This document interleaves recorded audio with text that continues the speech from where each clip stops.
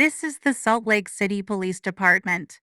A tornado warning is in effect for the city until 6 a.m. tomorrow morning.